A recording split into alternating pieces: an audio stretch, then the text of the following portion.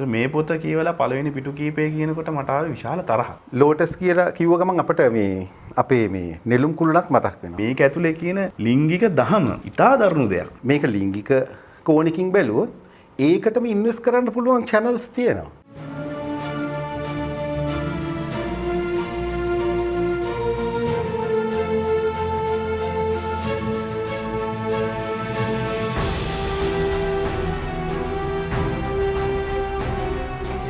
අයිබෝන් ඔබට බොහෝ රචකයන්ගේ හදවත් තුළ නොලී කවි කතා බොහොමයක් තියෙනවා.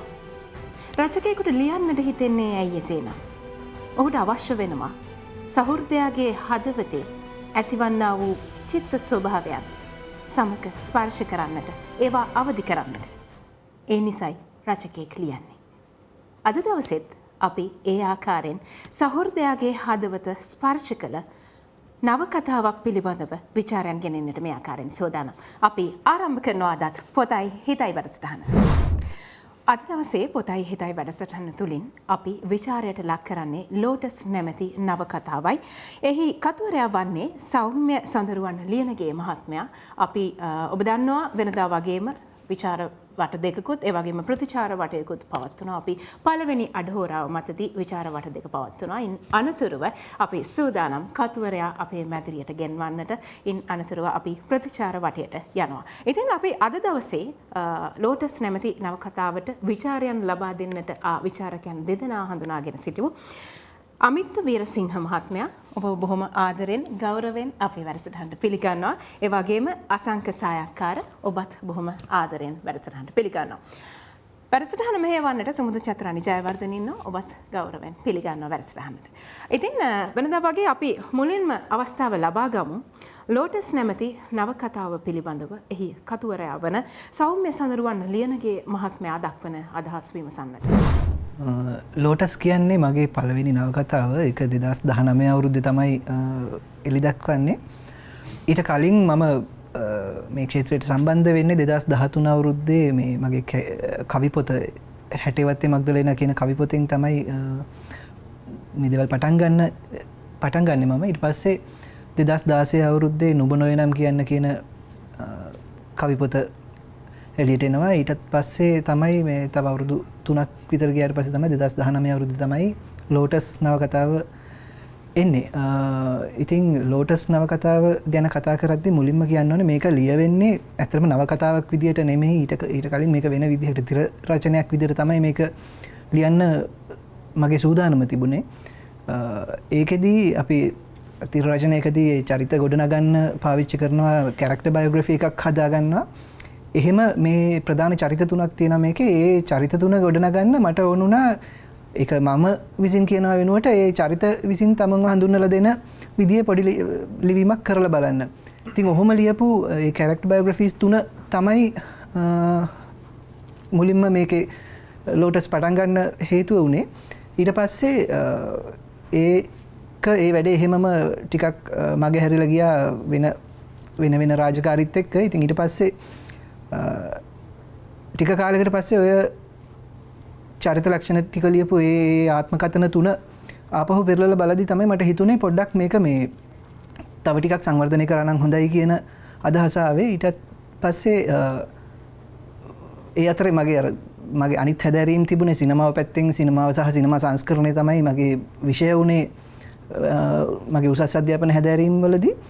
ඒක නිසා මට හිතුණා මම ඉගෙන ගත්ත සංස්කරණය සම්බන්ධයෙන් ඉගෙන ගත්ත දේවල්, සංස්කරණ සිද්ධාන්ත, ඒ ක්‍රමවේද වගේ දේවල්, ඒ කියන්නේ රූප මාධ්‍යයේදී අපි පාවිච්චි කරන ක්‍රමවේද ලේඛනයට අත්හදා බලන්න පොඩ්ඩක් උත්සාහ කරන්න මට හිතුණා. මේක මම කියන්නේ නැහැ මම තමයි මේක ඉස්සෙල්ලම කරේ කියලා. මේක ඊට කලින් වෙලා තියෙන දෙයක්. හැබැයි මටත් හිතුණා ගේ පොඩ්ඩක් අත්හදා බලන්න. ඒ කියන්නේ වෙන විෂයක් එක්ක සංවර්ධනය වෙච්ච දැනුමක් මේකට කොහොමද පාවිච්චි කරන්න කියන එක ටිකක් අත්හදා බලන්න. ඒ විදිහට තමයි මේ අර ආත්මකථන තුන සංස්කරණය කරන්න ගන්නේ. ඒ අතරේ ඒකට තව එකතු වෙන දේවල් ටිකක් තියෙනවා. ඔහොම තමයි ඕකේ තාක්ෂණික පසුබිම මේකේ මේ නවකතාව ලියවෙච්ච. ඊට පස්සේ අපිට පොඩ්ඩක් කතා කරන්න වෙනවා මේකේ මේ නවකතාවට පසුබිම් වෙන සිදුවීම් සහ ඒ චරිත මොන වගේද කියන එක. මේකේ ප්‍රධාන චරිත තුනක් සහ ඒ ප්‍රධාන චරිත තුන ගැට ගැහෙන දේශපාලකයෙකුගේ චරිතයක් තියෙනවා. ප්‍රධාන චරිත තුන එන්නේ ජනමාධ්‍යවේදියෙක්, එතකොට වෘත්තිකයෙක් ඉන්නවා, වෛද්‍ය වෘත්තිකයෙක්, එතකොට රංගන ශිල්පිනියක් ඉන්නවා. මේ චරිත තුන තමයි මේකේ ප්‍රධාන චරිත තුන වෙන්නේ. මොකද මට ආසාවක් තිබුණා මුලින් ඉඳලම මේ සමාන්තරව යන කතා තුනක් ප්‍රධාන චරිත කිහිපයක් එක්ක මේ වගේ වැඩක් කරන්න. ඒක තමයි මෙතනදී ප්‍රධානම වුණේ මේ වැඩේ මේ විදිහට කරන්න. ඉතින් මේක මේ අපි ගෙවමින් ඉන්න මේ සමාජය ඇතුලේ මේ සිද්ධ වෙලා තියෙන මේ කඩාවැටීම් වලට හේතු විදියට අපිට මේ මතු පිටින් පේන්නේ නැති, හැබැයි මේ චරිත තුනේ ඒ ස්වභාවයන් ඇතුලේ තියෙන ඒවා ඇතුලේ තියෙන අපි මතු පිටින් නොදකින අන්තර් සම්බන්ධය කොහොමද මේ කඩාවැටීම් වලට හේතු වෙන්නේ කියන කාරණේ තමයි මට ඉස්මතු කරන්න ඕන උනේ. ඔව්. ඉතින් ඒ ආකාරයෙන් තමයි ලෝටස් නැමැති නවකතාව පිළිබඳව සෞම්‍ය සඳරුවන් ලියනගේ මහත්මයා අදහස් දක්වන්නේ. දැන් අපි යොමු වෙනවා අපේ පළවෙනි විචාර වටයට. සුමුදු ඔබට තිබෙන අය සඳහා අවස්ථාව දැන්. ස්තුතියි අම්මා. මම මුලින්ම අසංකට යොමු වෙන්නේ. අසංක මේ නවකතාව කියන ප්‍රභේදය ගත්තොත් අපි ඒ ප්‍රභේදය ඇතුලේ ලෝටස් නවකතාව කොහොමද ස්ථානගත වෙන්නේ ඔබ හිතන විදියට? මේමයි කියන්නේ මේක සාම්ප්‍රදායික නවකතාවක් නෙමෙයි. කියන්නේ අපි මේ පොත කියවන්න ගත්තට පස්සේ පළවෙනි පිටු කීපේ කියාගෙන යනකොට සෞම්‍ය සඳරුවන් කියන පුද්ගල චරිතය මම අඳුරගෙන හිටපු කෙනෙක්. ඔහු හැසිරෙන්නේ කොහොමද? ඔහු දරන දේශපාලන මතවාදයන් මොනවාද සහ ඔහුගේ තියෙන හැකියාවන් මොනවද? විශේෂයෙන්ම මද්දලේනා වගේ කවි පොතක ඔහු ප්‍රාය විශිෂ්ටත්වයේ වගේ දේවල් සහ නැවුම්කම අපි දැනගෙන හිටියේ. මේ පොත කියවලා පළවෙනි පිටු කීපේ කියනකොට මට ආවේ විශාල තරහක්. මේක ඊටාම සාම්ප්‍රදායික කතා තේමාවක් එක්ක පටන් අරගන්න එහෙම කතන්දරයක් තමයි මේකේ මුල තියෙන්නේ. ඒතර මට මුල මේ පරිච්ඡේද කිහිපයක් පිටු කිහිපයක් කියවමින් යනකොට මට එකපාරම වෙන්න ගත්ත දේ තමයි අර අයෝම චිත්‍රපටයේ ස්වර්ණමල්ල ආරච්චිගේ භූමිකාව තමයි මේක එන්න ගත්තේ. ඉතින් මට මේ පොඩි තරහක් එක්ක තමයි මේක ඉදිරියට ගියේ. නමුත් යනකොට මේක තේරෙන්න ගන්නවා මේක ඒකම නෙමෙයි. ඒ කියන සාම්ප්‍රදායික අපි අහලා තියෙන කතන්දරේටම නෙමෙයි මේ සෞම්‍ය එන්න හදන්නේ. වෙන මාවතක තමයි සෞම්‍ය ගමන් කරන්න උත්සාහ කරන්නේ කියන දේ එන්න ගන්න. ඒකට අර සාම්ප්‍රදායික අපි කියවගෙන නැත්තම් නවකතාව කියන ආකෘතිය ඇතුලේ ලංකාවේ බිහි වෙන සාතිශය නවකතාවල් අර ජාතක කතා ස්වරූපයේ දේවල් නේ තියෙන්නේ. මුල සිට අගට කතන්දරයක් කියාගෙන යන ලීලා. නමුත් මේක එහෙම නෙමෙයි. ඒක වෙන විදියකට ගත්තොත් එහෙම මේ උත්තම පුරුෂ දෘෂ්ටි කෝණ තුනක් තියෙනවා මේ කතාව ඇතුලේ. ප්‍රධාන චරිත තුනම හැසිරෙන්නේ උත්තම POV එක. ඒ තුන් දෙනාගේ POV එකෙන්ම අපිට කතාව ඇතුළට අපි ප්‍රවේශ වෙනවා. මේක එක වෙලාවකට නිකන් මුලදී ටික පොඩි ගැටලුවකුත් වෙනවා අපිට මොකක්ද මේ ප්‍රවේශය කොහොමද කියලා. නමුත් ඒක ක්‍රමිකව ලියමින් තමයි මේකේ සෞම්‍ය වෙන දේශපාලන කතන්දරයක් වෙන දෙයක් සෞම්‍ය මේක ඇස්සේ කියන්න උත්සාහ කරනවා. සහ ඒක අර ඔහු ඒක ලස්සන මොන්ටාජ් කරනවා. මම කැමති ඒක තියෙන මේ මොන්ටාජ් ගතියට. ඒ කියන්නේ මේකේ ගෙනල්ලා පුරුද්දලා ඒ අමුණ නැමිනිල්ල වෙන විදියක වෙන ශානරයකට ලංකාවේ නවකතාව ඇතුලේ වෙන කියවීමකට අපි යන්න පුළුවන් මගක් සෞම්‍ය ලෝටස් ඇතුලේ කියනවා. ඒක තමයි මම දැක්ක අනිත් කතාවත් එක්ක කියන්නේ ලංකාවේ නවකතාවත් එක්ක මේක වෙනස් වෙන තැන මේක ස්ථානගත කරන්න පුළුවන් තැන. අමිත් අය දැන් අසංක කිව්වා වගේ මේ නවකතාවේ දේශපාලන විභාගයක් තියෙනවා. මම කිව්වොත් මේ ලෝටස් නවකතාවේ කතා කරන දේශපාලනය අමුයි කියලා. එකගද? දැන් මෙහෙමයි දැන් අපි දැන් ලෝටස් කියන නවකතාවේ කතුවරයා අපිට සෞම්‍ය සඳරුවන් හම්බ වෙන්නේ මද්ගලේනා ලියලා 2013 ආපු කවියා හැටියට. ඒතර කවියා නවකතාවකට ප්‍රවිෂ්ඨ වීමම හොඳ ලක්ෂණයක්. ඒතර අපි ඒ ඇහැ තියාගෙන තමයි පොත කියවන්න ප්‍රවිෂ්ඨ ගන්නෙ. මේ ප්‍රවිෂ්ඨය ඇතුළේදී අසංක කියපු විදිහටම මේ දේශපාලනයක් එක්ක මේ සියල්ලම දේශපාලනිකයිනේ. අපිට හුස්ම ගන්න පවාද දේශපාලනය ඕන කරනවා. දැන් එතකොට මේ පොත කියවලා ඉවර වෙලා පොත පැත්තකින් තිබ්බට පස්සේ තමයි මම පොත හරියට කියවන්න ගත්තේ. දැන් පොත මම මුලින් කියවගෙන එනවා.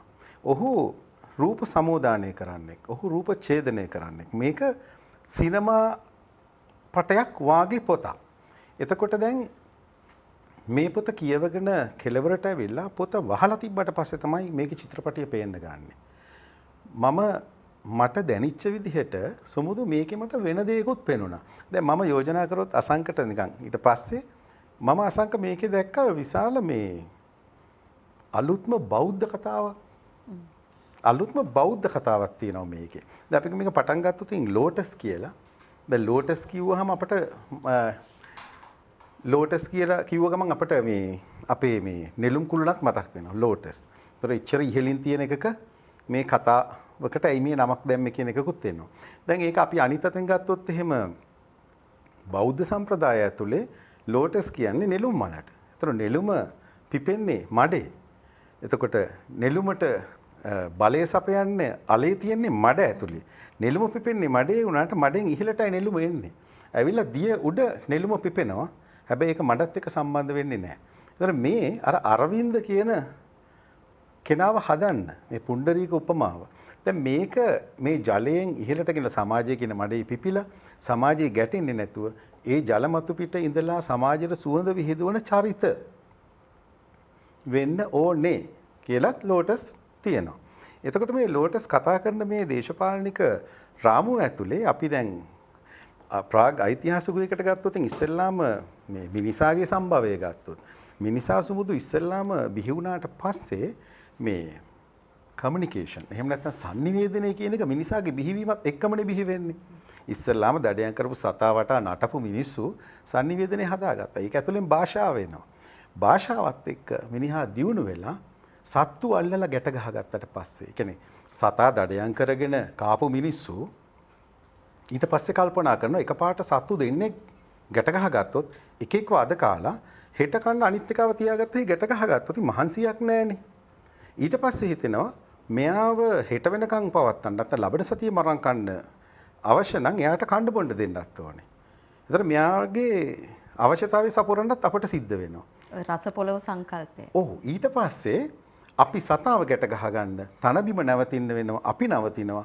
නැවතිලා අපි මෙහෙම හැදෙන සමාජය ඇතුලේ ඉන්ඩේරියුගේට ආවට පස්සේ sannivedanayaත් මෙහෙම දියුණු වෙලා අදට ගත්තොත් එකපාරම මේ සෞම්‍ය සඳරුවන් කරනවා එකපාරට ඡේදනය කළා අදට ගත්තොත් අද වෙනකොට ඒ පැවැත්මට තිබිච්ච මූලික දේවල් ටික අද වේගයෙන් බලකාමයේ කරා වෛරය කරා සහ ඔය කියන දේශපාලන කතාවට එකතු වෙලා තියෙනවා. එතකොට මේ හැම එකක්ම ඒ විදිහට දියුණු වෙලා කතුවරයා ප්‍රශ්න කරනවා මේක ඇතුලේ ලුවර් කෞතුකාගාරයේ මොනාලිසා තියෙනවා.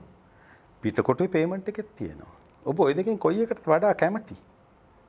දැන් මීට අවුරුදු 50ක ඉස්සර සමාජයෙන් ඕක අහන්න දෙයක් නැහැ. ඒගොල්ලෝ කිය අපි ලුවර් එකේ තියෙන එකට කැමති. නමුත් අද අපිට පිටකොටුවේ පේමන්ට් එකනොත් ඒක අරගෙන ගහගන්න පුළුවන්.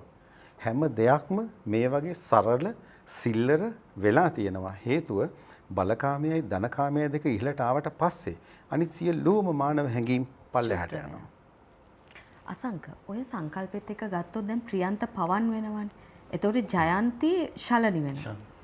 මේ මඩ උඩ පිපෙන එකද ශලනි සහ පවන් වෙන්නේ?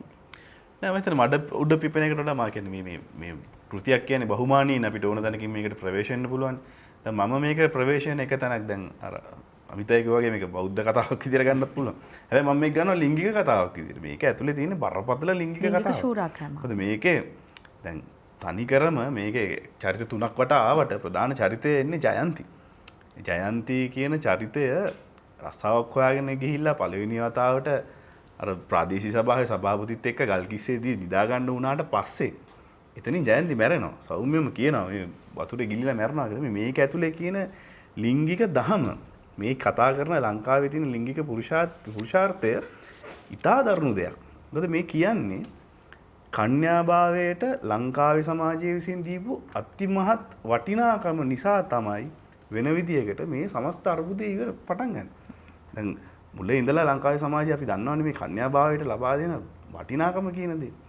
කෙල්ලොන්ට පොඩි ළමයෙක්ට මල්වර මංගල්‍යය කියන එක මහා සද්දයක් දාලා කරනවානේ. කරලා මේක ආරක්ෂා කරගනින් මේක නැති වුණොත් උඹ ඉවරයි කියන තැනටනේ ගේන්නේ. දැන් ඒකනේ ජයන්තිට වෙන්නේ. ජයන්ති මැරෙන්නේ ඇයි? පළමු වතාවේදීම අර සභාපතිත් එක්ක නිදාගත්තට පස්සේ කියනෝනේ අර රතු ඇතිරිල්ල ඇතුලේ තව රතු පාට දේවල් ඉස්සරලා ගියා කියලා කියනවා.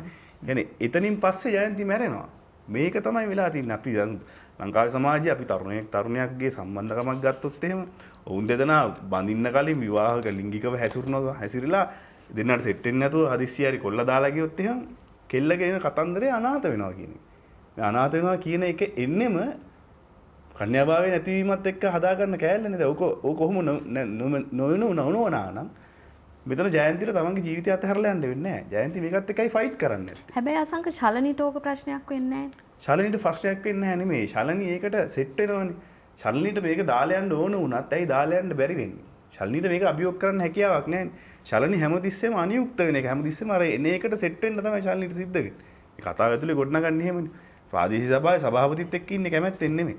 ඊට පස්සේ ඇමතිත් එක්ක ඉන්නේ කැමැත්තෙන් නෙමෙයි. හැබැයි ඔහු කැමැත්තෙන් ඉන්න තැනක් තියෙනවා. ඒ තැන ඔහු ලස්සනට ලියලා තියෙනවා සෞම්‍ය. මොකද මේකේ තියෙන දැන් මේකේ පුනරුක්තිය තියෙනවනේ සෑහෙන. සමහරවල් එන වාතයක් විදියට එනවා අර මේ ඒ සෙක්ස් කරනවා කියන එක ඇතුලේ මේ ලිංගික දර්ශන කියන ඒවා සෞම්‍ය ලියන්නේ නැහැ. බොහොම හිමීට ලියන්නේ ඇමතිගේ අර එහෙම අතපත ගෑවා කියන දැන් ගොඩාක් තියෙනවා. ඒකට අපිටත් මහා වාතයි මේ ඇයි මේ එකම කළු ඒක අනිත් පැත්තට හිතනකොට අපිට මේක කියවනකොට මෙච්චර වාත නම් මේ ගෑණි මේක විඳිනකොට කොච්චර වාතයක් වෙන්නේ නැද්ද? හැබැයි එකම තැනක ශලනි කවුද අපේ පවන් එක්ක ලිංගිකව හැසිරෙන අවස්ථාවේ ලියනවා. ශලනි තමයි අර අතපත ගෑම් ටික කරන්නේ. ඒකට ශලනි පළවෙනි වතාවට තමන් කැමැත්තෙන් ලිංගිකව හැසිරෙන මොහොත තමයි සෞම්‍ය ලියන්නේ. ඒකට අර හැම තැනකම ශලනි අනියුක්ත වෙන අනුගත වෙනවා මේවත් එක්ක සෙට් වෙනවා. මේ එන දේවල් එක්ක සෙට් වෙනවා. ඇයි මේ හැබැයි ඒක යාගේ හීනේ එක නෙමෙයි. යාගේ හීනේ තියෙන්නේ අර ගිංගගත් එක්ක තියෙන ඒ ග්‍රාමීය පරිසරය ඇතුලේ තිබ්බ හීනේක ශලනි කතා කරන්නේත් මහත්තයා කියලා නේ. ඒ මේ මේකෙන් මිදෙන්න බැරි වෙන්නේ අයි. මං කියන්නේ මෙන්න මෙතනයි කතන්දරේ තියෙන්නේ. අපි කතා කරගෙන ඉන්න අතිමහත් මේ වගේ කතන්දරද මේ මෙහිම ගමෙන් කොළඹට ඇවිල්ලා අනාථ වෙච්ච කාන්තාවන් ගැන තියෙන කතන්දර ඕන තරම් තියෙනවා.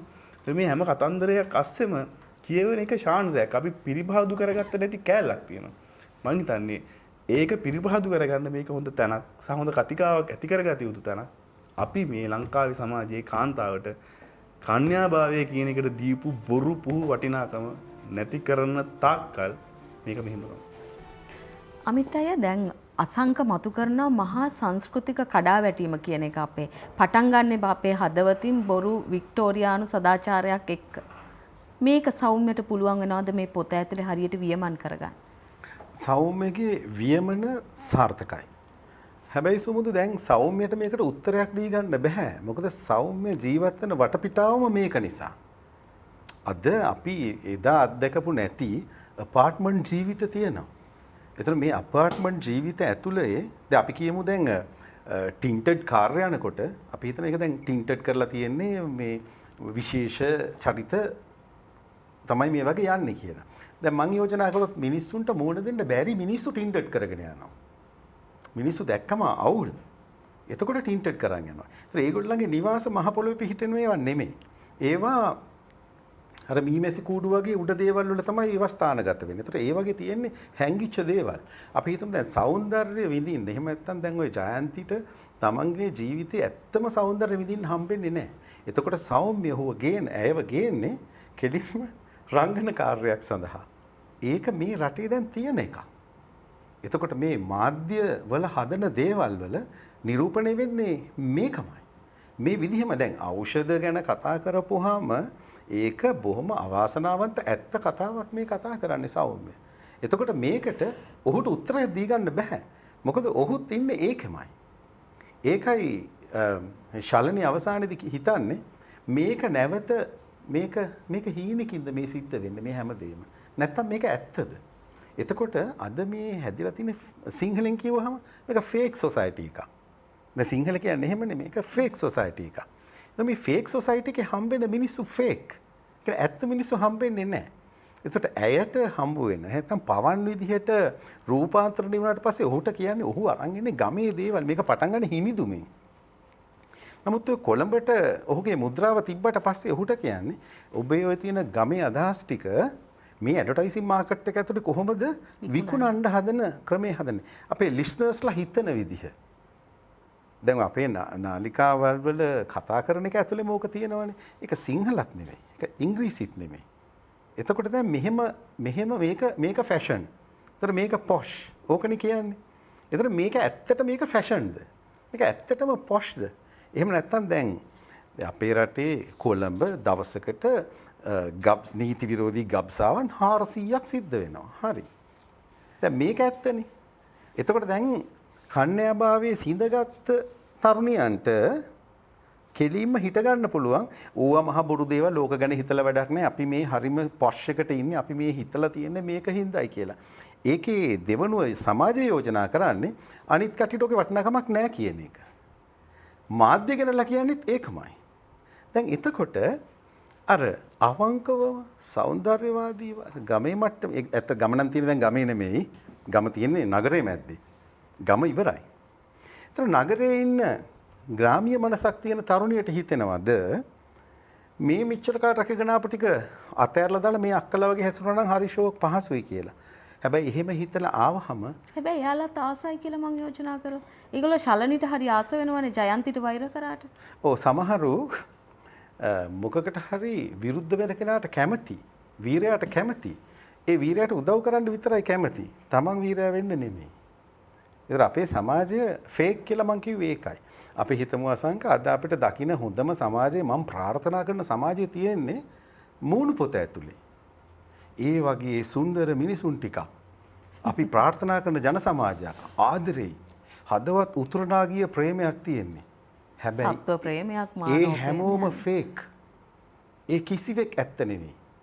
ඇත්ත තියෙන කට්ටිය හරිම අඩුයි. ඒ සමාජයේම හදලා තියෙන මේ විදිහට. එතකොට මේ අන්ධකාරය ඇතුලේ බොරු මිනිස්සු හම්බෙන්නේ. ඒතර ජයන්තිලා රූපාන්තරණය වෙනවා. ශලනිලා බවට පත් වෙනවා. ඒතර ශලනිලාගේ ගොසිප් අපි දකිනවා. ඒතර ශලනිලා ඔජ වඩමින් කියන දේ අපට මාලිකාවල පේනවා. එතකොට සමාජයේ ඉන්න කට්ටිය නිකම්ම ජයන්තිලා ශලනිලා වෙනවා.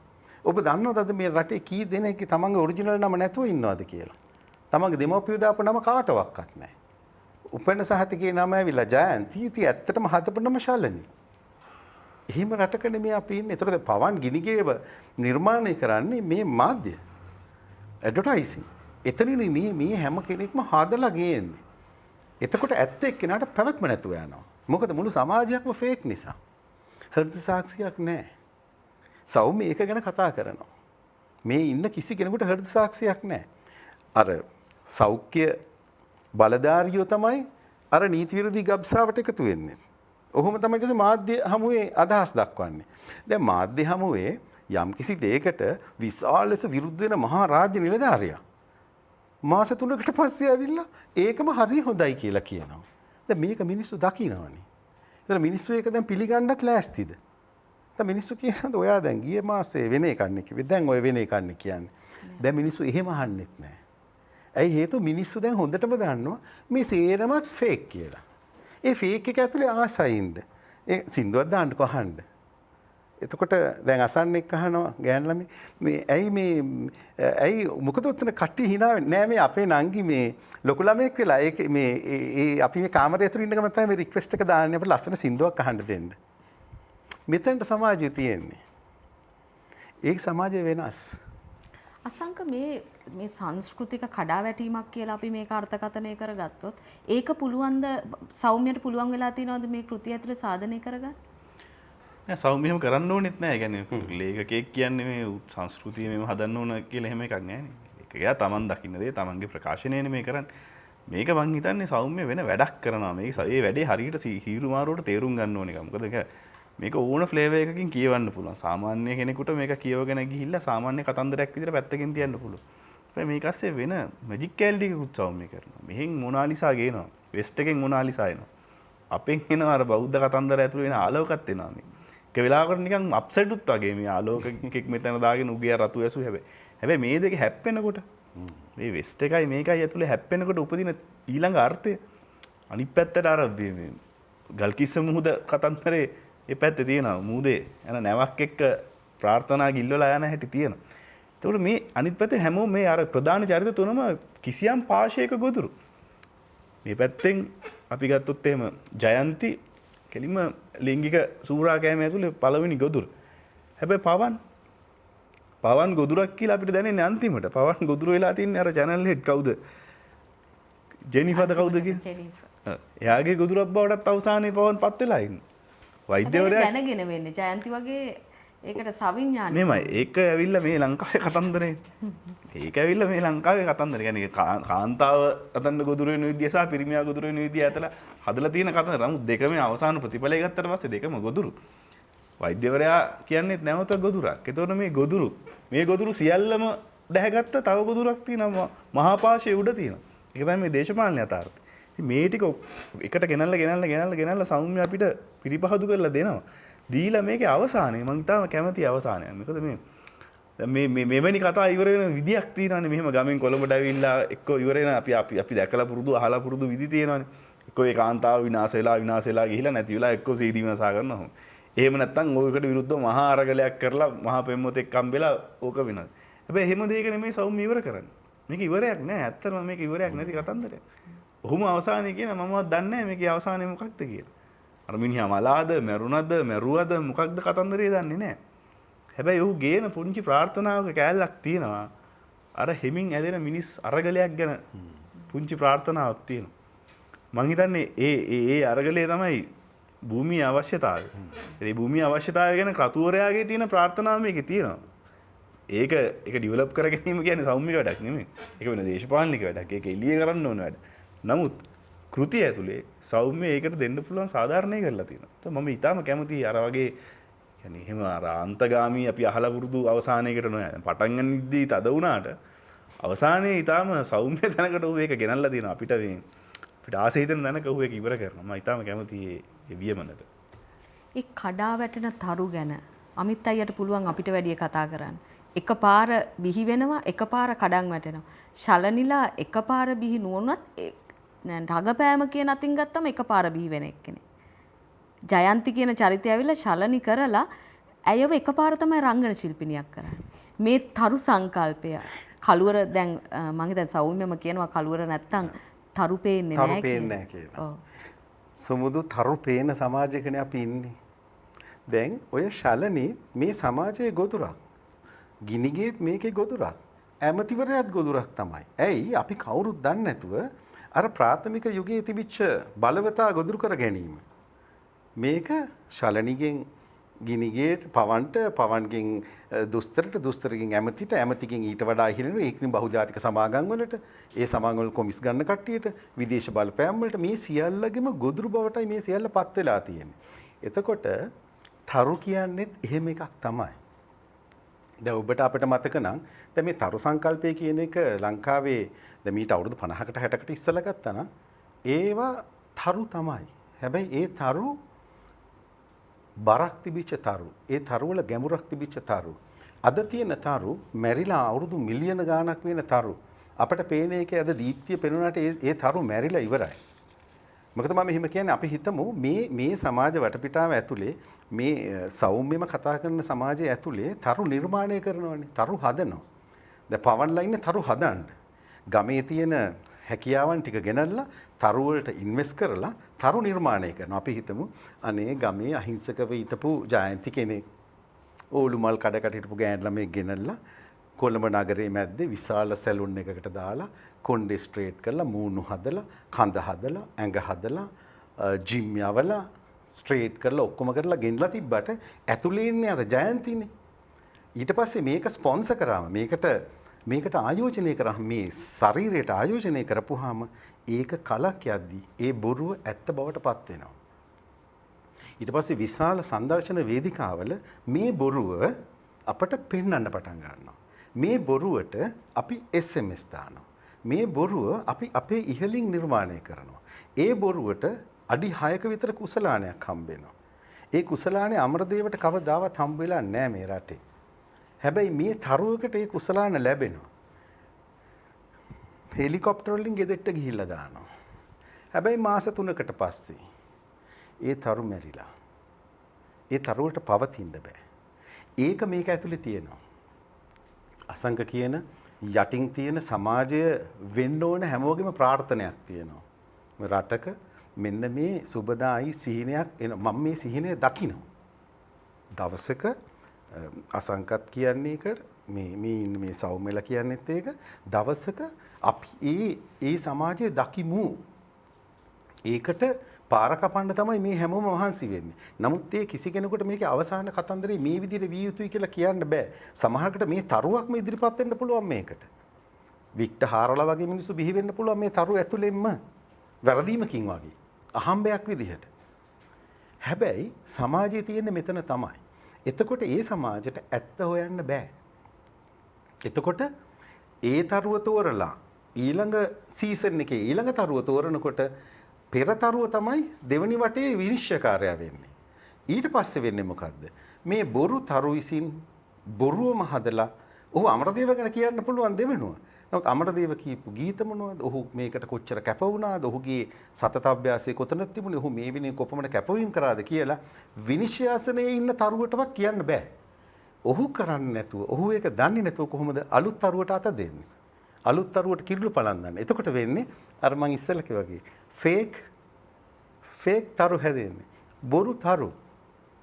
මොකද ඒ තරුවකට හිටගෙන කතා කරන්න බෑ. අපි කියමු දැන් අසංකත් එක්ක අපි කතා කරන දැන් කලා ශිල්පීන් කියන්නේ කට්ටියක්, කලාකරුවෝ කියන්නේ තව කට්ටියක්. ලංකාවේ කලාකරුවෝ එහෙම නැහැ. අපේ ඉන්නේ ශිල්පීන්, ආටිස්ට් එක්කෙනෙක්. එතකොට ශිල්පියාව ඇඳුවාම ඔබ කලාකරුවෙක් කියලා අන්න එතන ඉඳන් අර ශිල්පියා කලාකරුවා වෙනවා.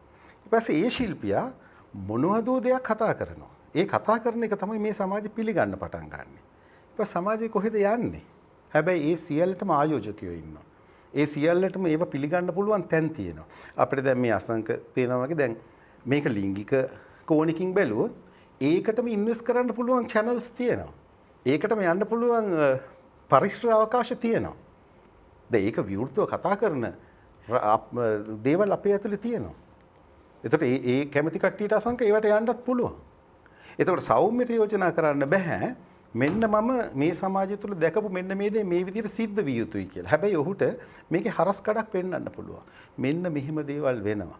මෙහෙම ශල්නිලා ඔබට හම්බ වෙනවා. මෙහෙම පවන්ලා අපට හම්බ වෙනවා. මේ චරිත පිටිපස්සේ තියෙන කතාව ඒකයි කියන්නේ. මේ අපි අතරම ඉන්නවා. අපිට ඒක දැනෙනවා. හැබැයි සමහරකට අපිම තමයි අර ගොදුරු බවට පත් වෙන්නේ.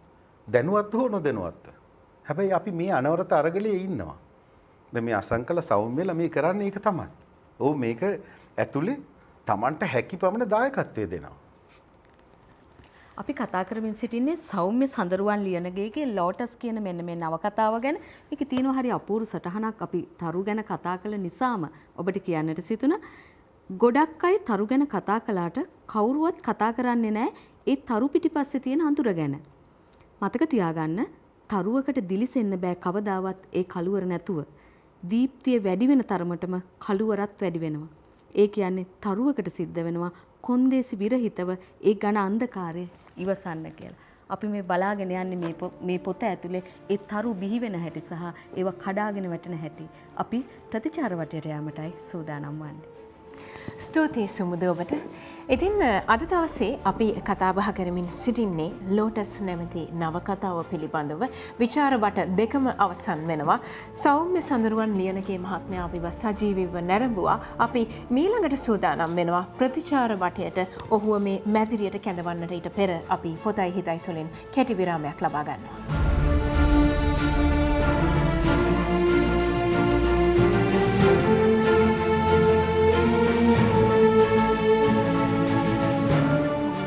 ආදරෙන් පිළිගන්න ගමන් අපි දැන් සාමාන්‍යයෙන් සෞම්‍ය මේ අකුරු ඔස්සේ රූපනේ හොයන්නේ නවකතාවල. ඔබ අපට ඉස්සෙල්ලා ඔබ කියන ඔබ රූපය අරගෙන පස්සේව අකුරු කරා කිය. කොහොමද මේ දෙකේ වෙනස? ඔබ කවියෙක් විදියට කොහොමද මේ ගලපා ගත්තේ මේක? ඇත්තටම එතනදී මේ විෂයන් ඇතුලේ ඒ කියන්නේ මම ගොඩක් වෙලාවට මුල ඉස්සර ඉඳලම කැමැත්තෙන් හිටපු දෙයක් තමයි මේ ඒ කියන්නේ මේ ඒ ව්‍යුහයන් අතරේ වැඩ කරන්නේ. කියන්නේ මේ එක තැනක සංවර්ධනය වෙච්ච දෙයක් දැනුමක් එහෙම නැත්නම් එක තැනක අපි ඉගෙන ගන්න දෙයක් වෙන දෙයකට අත්හදා බලන්න වෙන දෙයක් ඇතුළේ ඇප්ලයි කරලා බලන්න එක මට පොඩි ඉස්සර ඉඳලම තිබුණා මේ පොඩි පිස්සුවක් එක මේ එහෙම කරලා බලන්න. ඒ කියන්නේ ඒක මේ සමහර වෙලාවල් වලදී අසාර්ථක වෙන වෙලාවල් තියෙනවා. හැබැයි ගොඩක් වෙලාවට ඒක හරි ශක්තිමත් විදිහට වැඩ කරනවා මේ ගොඩක් තැන්වලට. ඒ කියන්නේ කවිය ඇතුලේ අපි කොහොමත් මේ සංකල්ප රූප ගැන එහෙම අපි සාහිත්‍ය ගැන ඉගෙන ගනිද්දී කතා කරන දේවල්නේ. ඒ වගේම දැන් රූප මාධ්‍ය ගැන මගේ හැදෑරීම් තියෙන පැත්ත නිසා වැඩිපුර මට මේ එතනිනුත් ගන්න පුළුවන් දේවල් ටිකක් තිබුණා. මේ සංස්කරණ ක්‍රම සිද්ධාන්ත ගැන අපි ඉගෙන ගනිද්දී රූප ගැලපීම කොයි වගේද වෙන්නේ, කොයි වගේද ඒව රූප ගැලපීම හරහා කොහොමද තුන්වෙනි අර්ථයක් ජනනය වෙන්නේ කියන කාරණය ගැන මූලික සංස්කරණ සිද්ධාන්තයක් තියෙනවා. සායකාරත් ඉස්සෙල්ලා මතක කර මොන්ටාජ් කරනවා කියලා. මේ මොන්ටාජ් කියන වචනේ එන්නම එතනින් ප්‍රංශ සංකල්පයක් එක ප්‍රංශ වචනයක් එක. ඉතින් ඒක කොහොමද ඒක අපි සාහිත්‍යයත් අත්දැකලා තියෙනවා කලින්. ඒ කියන්නේ මේ මුල්වරට සොයාගත්ත දෙයක් නෙමෙයි. හැබැයි මේ අර අර්ථයෙන් ඒ කියන්නේ සිනමාව ඇතුලේ පාවිච්චි වෙන විදිහටම අපි මේක කොහොමද ඇප්ලයි කරන්න කියන එක මට ඒක වැඩ කරන්න හිතුණා. එහෙම මේ ඒක ඇප්ලයි කරලා බලන්න හිතුණා ඒ වෙන දෙයක් එක්ක. ඉතින් ඒ අතරේ තමයි මේ කියන්නේ කාලයක් තිබුණා එක දිගට චිත්‍රපටි බලන්න සිද්ධ වෙන. චිත්‍රපටි බලන්න සිද්ධ වෙන අසයි තම කැමැත්තෙන් ඒක කරපු කාලයක් තිබුණා. ඒ අතරේ තමයි අනුරාග් බාසුගේ මෙට්‍රෝ කියන චිත්‍රපටිය. එතකොට මේ ගොන්සාල්වෙස්ගේ බාබෙල්, එතකොට ඒ වගේ චිත්‍රපටි බලන්න ලැබෙන්නේ. ඒවල ඇතුළේ තිබුණු සංස්කරණ රිද්මයට මම ටිකක් පිස්සු වැටුණා මේ මුල ඉඳලම. කියන්නේ අර ළඟ කැපිලා මේ යනවා. ඒ කියන්නේ අපි රූප භාෂාවේදී කියන්නේ එහෙම ළඟ කැපෙන රිද්ම් එකකට තියනවා කියන එක. ඔය වගේ දේවල් කොහොමද අපිට සාහිත්‍යය තුළ අත්හදා බලන්න පුළුවන් වෙන්නේ මේ ඒ සංස්කරණ ක්‍රමවේද. ඕක තමයි මට මේ ලිවීම ඇතුලේ තිබ්බ කරන්න ඕන වෙච්ච ප්‍රධානම දේ. මේ මොකද ද අමරෝස් පෙරෝස් වගේ චිත්‍රපටියකත් මේ ආකෘතියම තමයි තියෙන්නේ. ඒ කියන්නේ සමාන්තර කතා තුනක් ගලාගෙන යනවා. ඒ අය එකිනෙකට සම්බන්ධයි. හැබැයි ඒ අය දන්නේ නැහැ ඒ තියෙන සම්බන්ධය මොකද්ද කියලා. ඒ වගේම මේ අවසානයේ එකම සිදුවීමකට කියන්නේ අවසානයේ හෝ කතාව ආරම්භයේදී එකම සිදුවීමකට මේ චරිත තුනම ගැට ගැහිලා තියෙනවා. හැබැයි ඒගොල්ලෝ දන්නේ නැහැ ඒ සම්බන්ධය. ඔය ආකෘතියම තමයි දැන් මෙට්‍රෝගේ චිත්‍රපටියකත් ඒක තියෙනවා මේ හොඳටම. ඉතින් රූප භාෂාව එක්ක වැඩ කරපු නිසා සහ ඒ හැදෑරීම් ටික නිසා මට ඒ කියන්නේ දැන් ඕකේ අනිත් පැත්ත තමයි වෙන්නේ ගොඩක් වෙලාවට. ඒ කියන්නේ ලියද්දි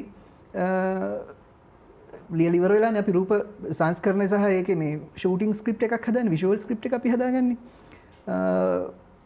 මේක මේ විදිහට තමයි සිද්ධ වුණේ. ඉතින් මේ විදිහට තමයි මේ මට කරන්න සිද්ධ වුණේ. මං මුල මේක වෙන වැඩක් වෙනුවෙන් කරපු මේ දෙයක් නිසා, වෙන තිර රචනයක් වෙනුවෙන් හදපු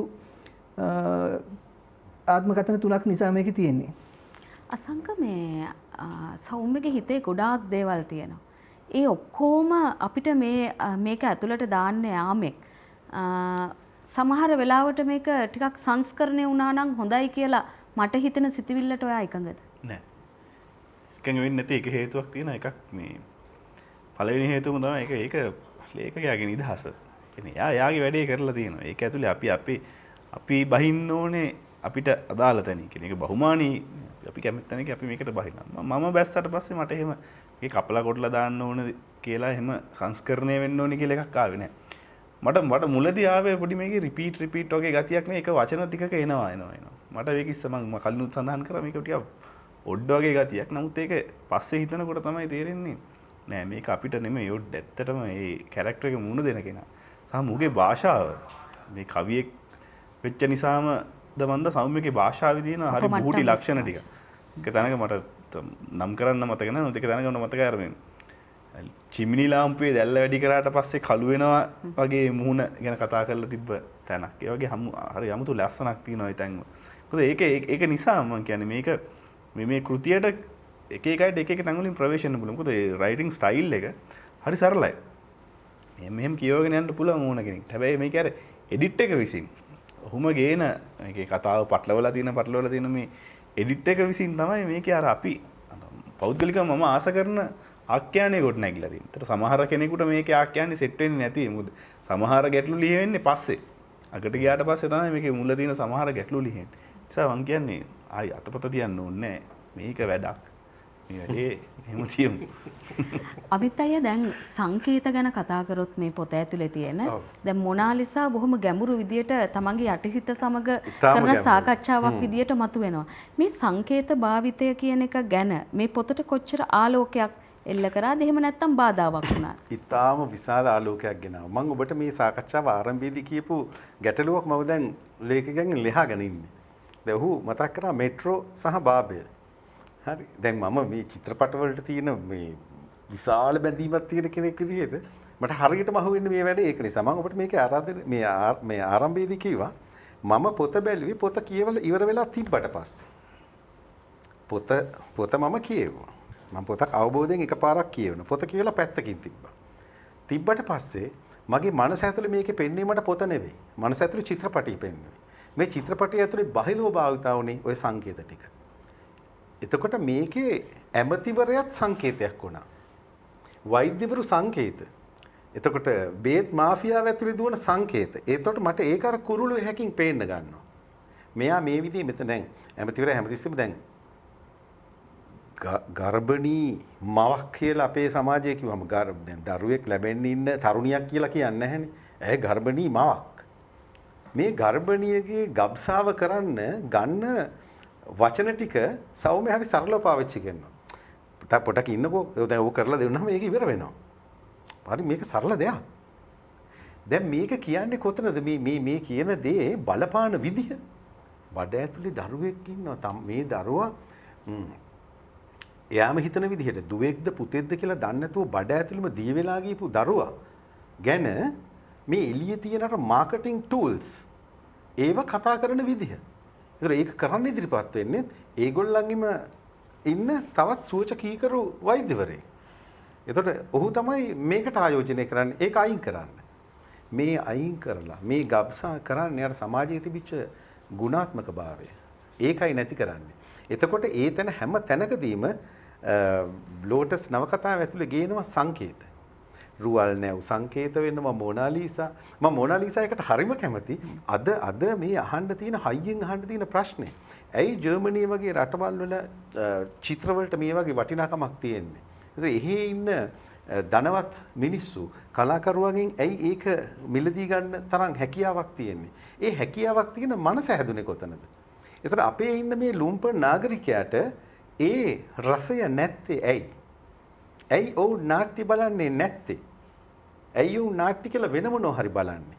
ඒ හේතුව ඒ වුන් තුල රසය ඇති නොවන හේතුවක් තියෙන හින්දා. සෞම්‍ය ඒක මේකේ සංකේතයෙන් ප්‍රශ්න කරනවා. ලුවර් එකේ තියෙන මොනාලිසාම තමයි පිටකොටු වල රීප්‍රින්ට් එක ගහලා ෆ්ලෙක්ස් එකේ ගහලා තියෙන්නේ. ඔබට මේකෙන් කැමති එකකට යන්න පුළුවන්. හැබැයි හරි රසඥතාවයේ තියෙන එක්කෙනා ප්‍රේම කරන්නේ ලුවර් කෞතුකාගාරයේ තියෙන ඔරිජිනල් එක. හැබැයි මානසින් මවා ගන්නවා මේ දෙක. ඒකත් එක්ක අර රූපේ සමාන්තර වෙනවනේ. ඔව්. එතකොට මේ දැන් ෆ්ලෙක්ස් ෆ්‍රේම් එක හරිම ලාභෙට ඔබට අවශ්‍ය විදිහට එල්ල ගන්න පුළුවන්. මොකද ඒක පාරිභෝගික සමාජයක තියෙන ලක්ෂණයක්. මොකද ඒකේ ඉන්න මිනිස්සු හැසිරෙන්නෙම තව කෙනෙක් විසින් මෙහෙවන චරිත හින්දා. ඒතර සංකේතය හරිම වැදගත් විදිහට මේක චිත්‍රපටියක්. ඒකයි මම වෙලාසෙනම කිව්වේ. මේ පොත වහලා තිබ්බට පස්සේ චිත්‍රපටිය බලත හැකි. අසංක කිව්වා වගේ ඒක බලනකොට අපිට කැමති විදිහට මේ චිත්‍රපටිය හසුරව ගන්නත් පුළුවන්. දැන් මම කියවද්දි මගේ චිත්‍රපටියේ මේ චරිත තව පොඩ්ඩකුත් වෙනස් වෙනවා. මීට තව පොඩ්ඩක් මීට වඩා දරුණුත් වෙනවා. මීට වඩා ජාවාරම්කාරයොත් ඉන්නවා. සභාපතිට මරනකොට ඒක හරිම ඌට වඩාත් සරලව මැරිලා යනවා. ඒ කියන්නේ මැරිච්ච බව දන්නෙත් නැහැ. එයා නැද්ද කියලාත් අහනවා. එයා හිටියා නේද ඊයේ? මේ මරන්න කොන්ත්‍රාත් එක දීපු මිනිහම තමයි අහන්නේ. ඊයේ හිටියානේ මෙතන. දැන් නැද්ද? එහෙම අහන්න පුළුවන් සමාජයක් මේක. ඒතර ඒකේ ඇතුළේදී මේ කතුවරයා හරිම සුන්දරව භාවිත කරනවා සංකේත. ඒ සංකේත භාවිතේ හරිම ප්‍රබලව දැන් මම හිතන්නේ මේක සිනමාවට නැගුණොත් ඒ සංකේත ටිකම වෙනම පේන්න පටන් ගනී. ඒ කියන්නේ අර ඇතිරිල්ල පාට බොඳ වෙන හැටි. රතු පාට.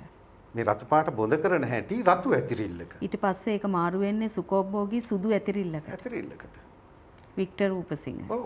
සාතාවය දෙයක් ඒක අර මොනාලිසා ගැන කියන හැම තැනකම කියන hina වෙන්නෙත් නැති අඬන්නෙත් නැති මොනාලිසා ගැන. ඔව්.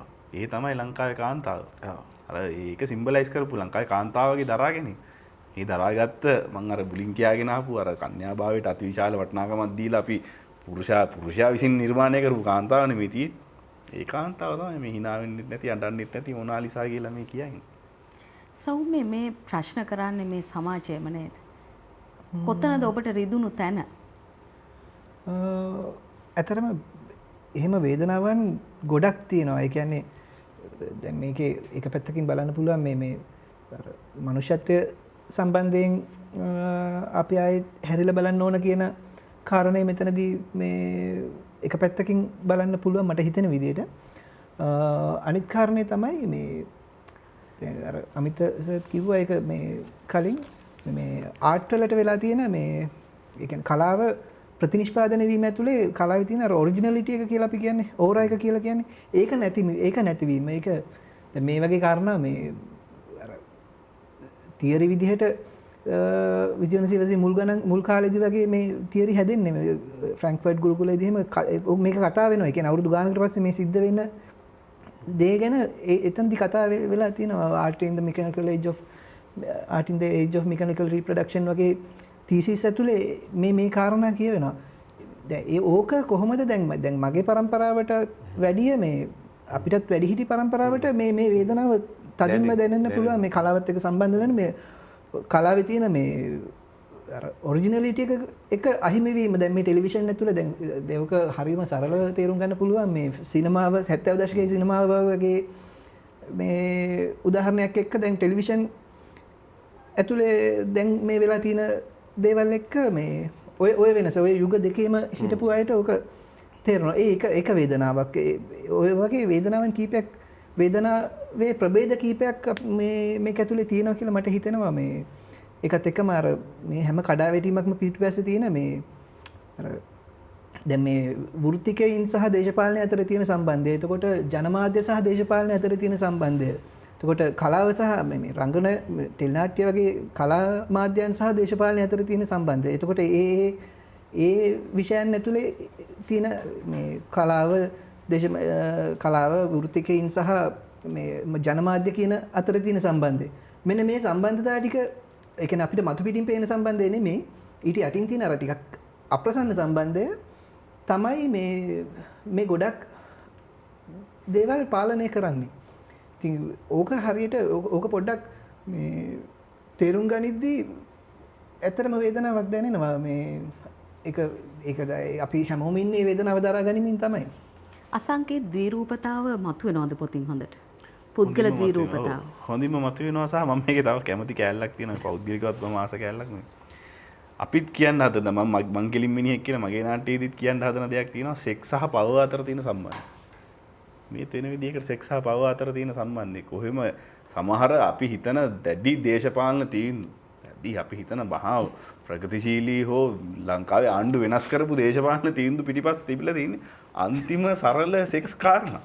මේක වචනෙන්ම කියනවා මේ පොතේ ඒක සමහර තැන්. ඔකේ තමයි ඉතින් ඒ නිසා මේකත් එක්ක මේ දීර්ඝතාවයත් එක්ක අනිවාර්යයෙන්ම මම එකඟයි සහ මම කැමති මේ පව සෙක්ස් සහ පව අතර තියෙන සම්බන්ධය මේ විදිහට කතා කරන කෘතිවලට. ඒ රූපාන්තරණය කොහොමද අමිත් අයියට දැනෙන්නේ?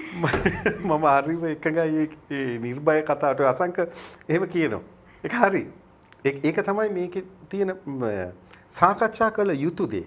හැබැයි මේක ඇතුලේ අර සෞම්‍ය කියන වේදනාව තියෙනවා. දැන් අපිට හැම එකක් ඇතුලේම වේදනාවලටපත් වෙනවා. වේදනාවටපත් වෙන්නේ ලිංගික ප්‍රශ්නකින් විතරක් නෙමෙයි.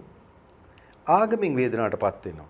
ප්‍රේමයෙන් වේදනාවටපත් වෙනවා. හෘදය අභ්‍යන්තරේන එයාමත් හෘද සාක්ෂියක් නැති සමාජයක් ඇතුලේ ඉඳීම ගැන වේදනාවක් තියෙනවා.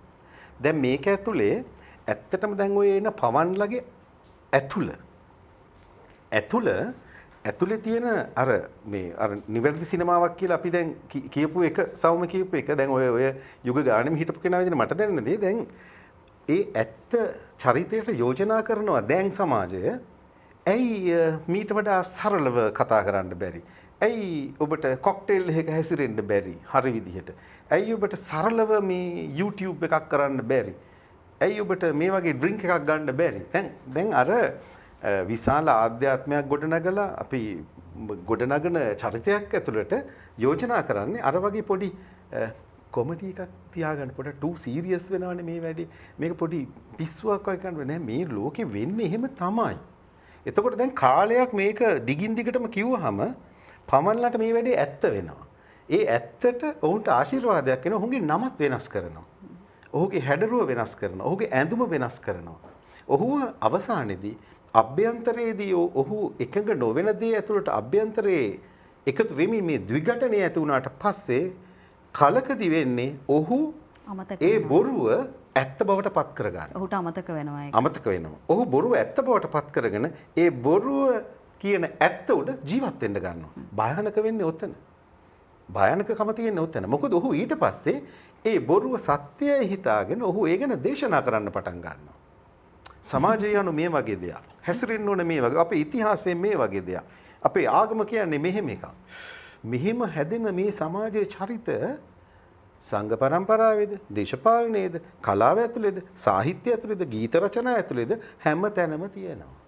ඒක මේ අරයයි මෙයයි කියලා වෙන් කරලා බෑ. ඒ වගේ බොරු චරිත මේ ඕනම නියදීකින් හොයාගත්ත හැකි. ඒකේ කිසි අඩුපාඩුවක් නැහැ. අපි කතා කරමින් සිටින්නේ සෞම්‍ය සඳරුවන් ලියනගේගේ ලෝටස් කියන නවකතාව ගැන. ඔබ අහලා තියෙනවානේ දඩයක්කාරයා සහ ගොදුර. දඩයක්කාරයෙක් ඉන්නවා, ගොදුරක් තියෙනවා. දඩයක්කාරයා හැමතිස්සෙම ගොදුර පිටිපස්සේ පන්නනවා. ගොදුර ගොදුරක් බවට පත් වෙනවා. ගොදුර එක වෙලාවකදී දඩයක්කාරයෙක් බවට පත් වෙනවා. මෙන්න මේ කතාව බොහොම ලස්සනට මේක ඇතුලේ සටහන් වෙලා තිනවා. ඒ නිසා ඔබට ආරාධනා කරනවා සෞම්‍ය සඳරුවන් ලියනගේගේ මේ අලුත්ම නවකතාව ලෝටස් කියවා ගන්නට කියලා. ස්තුතියි සුමුද ඔබට. අද අපි මේ විචාරයට ලක් කරේ ලෝටස් නැමැති නවකතාවයි. එහි කතුවරයා වූයේ සෞම්‍ය සඳරුවන් ලියනගේ මහත්මයා. ඔහු අපට සමාජය පිළිබඳ බොහෝ දේ කියනවා. අපි සූදානම් වෙන්නේ යථාර්ථය යට ගසන්නට. නමුත් යථාර්ථය මතු වූ විට අපට අපහසු වෙනවා ජීවිතයේ එක් තැනකදී මෙය දරා ගන්නට. ඒ අපහසු බව ජීවිතේ විඳින්නේ නැතුව අපි යථාර්ථයට මුහුණ දෙමු. ඒ නිසයි අපි පොතයි හිතයි වැඩසටහන තුළ මේ ආකාරයේ සාහිත්‍ය විචාරයන් ඔබ වෙතට ගෙන එන්නේ ජීවිතය දකින්නට, ජීවිතයේ යථාර්ථය සොයාගෙන යන්නට. සෞම්‍ය සඳරුවන් ලියනගේ ඔබට වගේම මේ රටේ බොහෝ දෙනාට ශක්තිය ලැබෙයි කියලා. ඒ වගේම දැනෙන දේ ලියන්නට, ලියන දේ තුලින් සහෘදයාගේ සිතට මේ යථාර්ථය රැගෙන එන්නට, ඔහුට දන්වන්නට තවත් බොහෝ කාරණාවන් බොහෝ අයට හැකි වේවයි කියලා අපි විශ්වාස කරනවා. ස්තුතියි සෞම්‍ය සඳරුවන් ලියනගේ මහත්මයා අපිත් සමග ලෝටස් නවකතාව ගැන කතා කරන්නට, ඒ සඳහා ප්‍රතිචාර ලබා දෙන්නට පැමිණියාට අපි අනාගතයේ දවසක නැවතත් මෙවන් වූ කෘතියක් තුලින් ඔබව හමු වෙන්නට බලාපොරොත්තු වෙනවා. ඒ වගේම තමයි විචාරකයන් ලෙස අද දවසේ අපිත් එක්ක සම්බන්ධ වන්නේ ප්‍රවීණ රංගන ශිල්පී අමිත් වීරසිංහ මහත්මයා. ස්තුතියි ඔබටත් පැමිණියාට පොතයි හිතයි සඳහා විචාරයන් ලබා දෙන්නට. ඒ වගේම තමයි අසංක සායක්කාර ඔබටත් ස්තුතියි. නැවතත් අපි හිතනවා විචාරයන් සඳහා ඔබ අප හා සම්බන්ධ වෙයි කියලා.